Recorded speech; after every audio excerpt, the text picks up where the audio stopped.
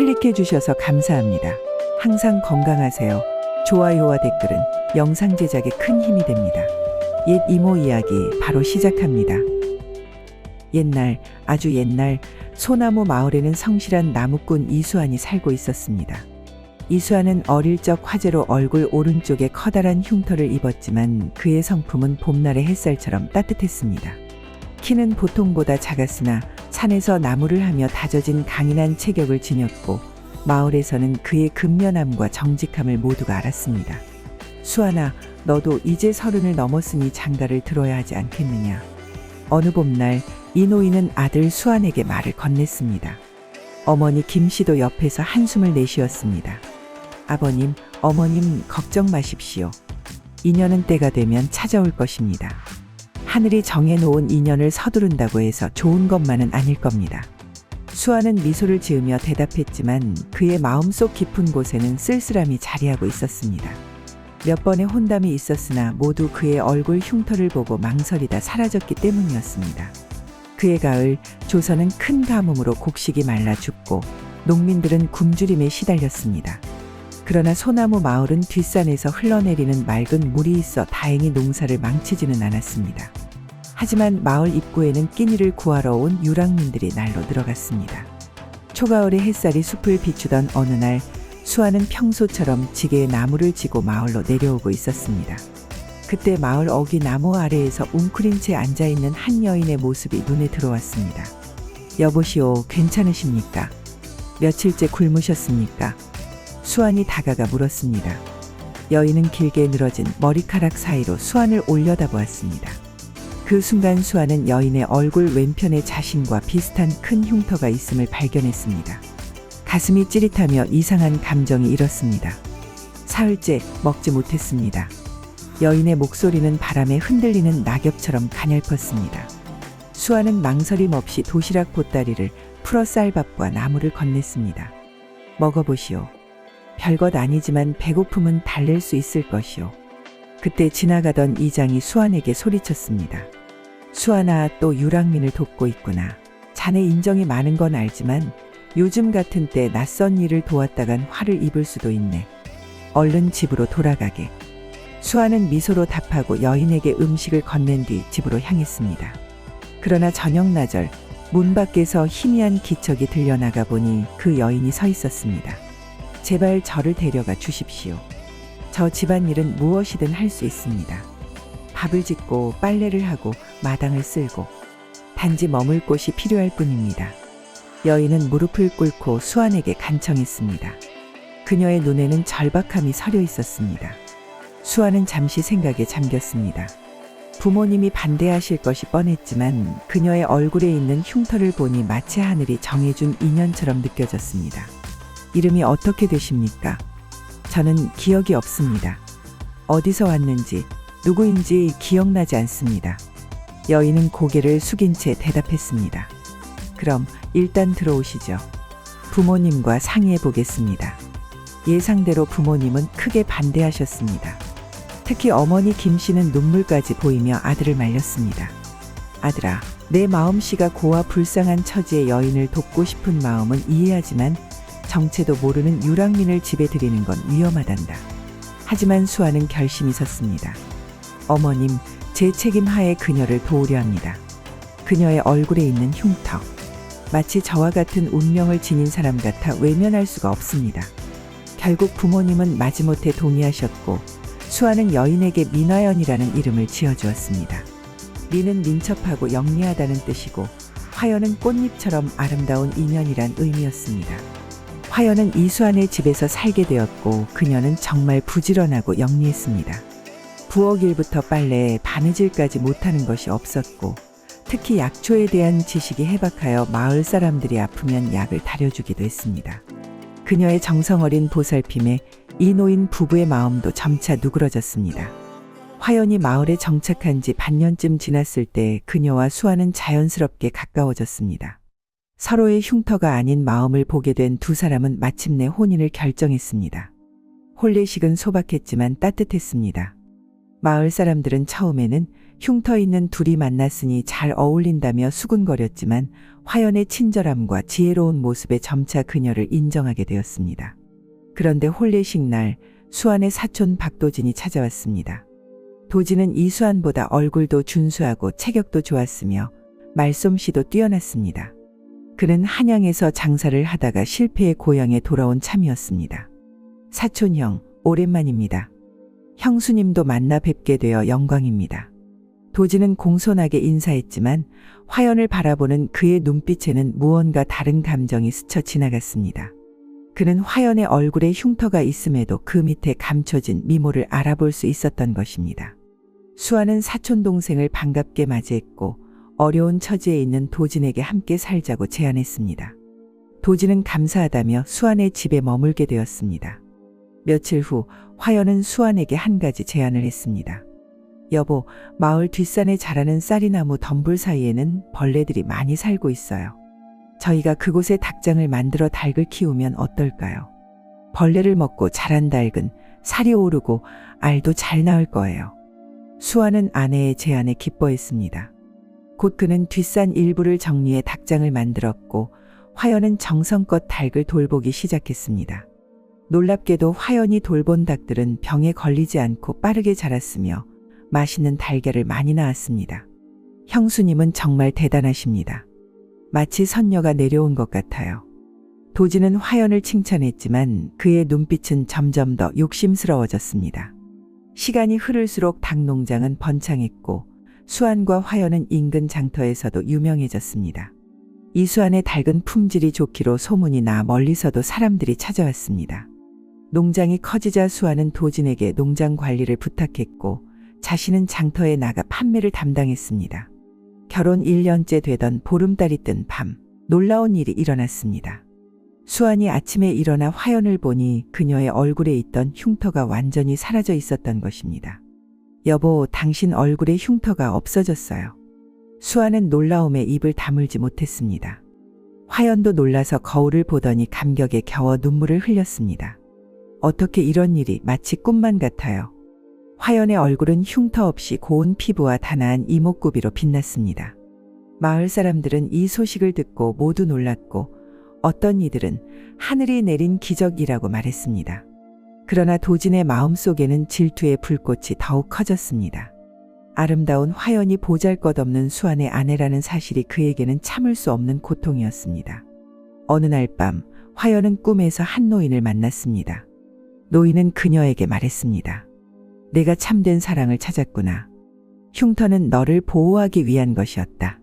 이제 내 진정한 아름다움을 찾았으니 조심하거라. 욕심 많은 자가 내 행복을 시샘하고 있느니라. 화연은 잠에서 깨어났지만 그 꿈이 생생하게 머릿속에 남아 있었습니다. 그날부터 화연은 도진이 자신을 바라보는 눈빛이 달라진 것을 느꼈습니다. 한편 도진은 마을 외곽에 사는 무당을 찾아갔습니다. 무당은 검은 천으로 얼굴을 가린 채 도진을 맞이했습니다. 무엇이 그리 급하여 한밤중에 이 늙은이를 찾아왔소? 사람의 마음을 빼앗는 약이 필요합니다. 제가 사모하는 여인이 있는데 그녀의 마음을 얻고 싶습니다. 도진의 말에 무당은 냉소를 지었습니다. 그 여인이 이미 혼이 난 사람이란 걸 내 어찌 모르겠소. 박도진, 당신의 속이 순수하지 않음을 이 늙은이가 모를 줄 아시오. 도진은 놀랐지만 곧 냉정을 되찾았습니다. 값은 얼마든지 지불하겠습니다. 단지 약만 주시면 됩니다. 무당은 한참을 망설이다 결국 작은 주머니를 꺼내 도진에게 건넸습니다. 이 가루를 여인의 음식에 타먹이면 그날 밤 여인은 당신에게 마음을 열 것이오. 그러나 명심하시오. 이 세상의 모든 행동에는 대가가 따른다는 것을. 도진은 비웃듯 은전 몇 개를 던지고 그 자리를 떠났습니다. 농장이 번창하면서 수아는 장사 거래를 위해 인근 고을을 자주 다녀왔습니다. 어느 날 화연이 닭장에서 일하고 있을 때 한 노승이 찾아왔습니다. 허름한 차림의 노승이었지만 그 눈빛은 맑고 깊었습니다. 시주 하나 받고 가겠습니다. 화연은 공손히 음식을 대접했습니다. 노승은 음식을 받아 먹으며 화연을 유심히 살펴보았습니다. 시주는 감사하나이다. 그런데 낯이 익은 듯하여. 혹시 남쪽 지방 출신이 아니십니까? 화연은 놀랐습니다. 자신의 과거에 대해 아는 사람을 만난 것은 처음이었기 때문입니다. 스님, 제가 어디 출신인지 아십니까? 저는 제 과거를 기억하지 못합니다. 노승은 미소를 지으며 고개를 저었습니다. 아니요, 단지 느낌이 들었을 뿐입니다. 부인께서 평안하신 것 같아 다행입니다. 이 대화는 마침 닭장에 와 있던 도진의 귀에 들어갔습니다. 그는 즉시 이 노승에게 관심을 갖게 되었고 노승이 떠난 후 그를 몰래 따라갔습니다. 한편 수아는 장사가 잘 풀려 기분 좋게 집으로 돌아오는 길이었습니다. 그런데 어두운 숲길에서 이상한 기운을 느꼈습니다. 거기 계신 분 누구요? 아무 대답이 없자 수아는 발걸음을 재촉했습니다. 그때 갑자기 뒤에서 검은 그림자가 달려들어 수아를 덮쳤습니다. 수아는 필사적으로 싸웠지만 상대는 준비가 되어 있었고 결국 그는 의식을 잃고 말았습니다. 공격자는 수아를 깊은 계곡으로 던졌습니다. 그리고는 주변을 살펴본 후 빠르게 그 자리를 떠났습니다. 수안이 돌아오지 않자 화연은 걱정이 되어 마을 사람들과 함께 그를 찾기 시작했습니다. 하지만 이틀이 지나도 수안의 행방은 묘연했습니다. 형수님, 너무 걱정 마세요. 사촌 형이 곧 돌아오실 거예요. 도진은 화연을 위로하는 척했지만 그의 눈에는 기다림의 색채가 있었습니다. 그날 밤 도진은 화연에게 따뜻한 차를 건넸습니다. 형수님, 이 차는 마음을 안정시키는 효능이 있어요. 드시면 잠시나마 마음이 편안해질 거예요. 화연은 감사히 차를 받아 마셨습니다. 얼마 지나지 않아 그녀는 이상한 열기가 몸을 감싸는 것을 느꼈습니다. 정신이 흐려지고 몸이 나른해졌습니다. 이게 무슨 일이지? 화연이 어지러움을 느끼며 쓰러지려는 순간 갑자기 방문이 열리고 노승이 들어왔습니다. 이 나쁜 자식, 내가 감히. 노승은 도진을 향해 호통을 쳤습니다. 도진은 당황했지만 곧 무기를 꺼내 노승을 위협했습니다. 늙은이, 이 일에 끼어들지 마시오. 내 오랫동안 참아왔소. 화연은 나의 것이 되어야 마땅하오.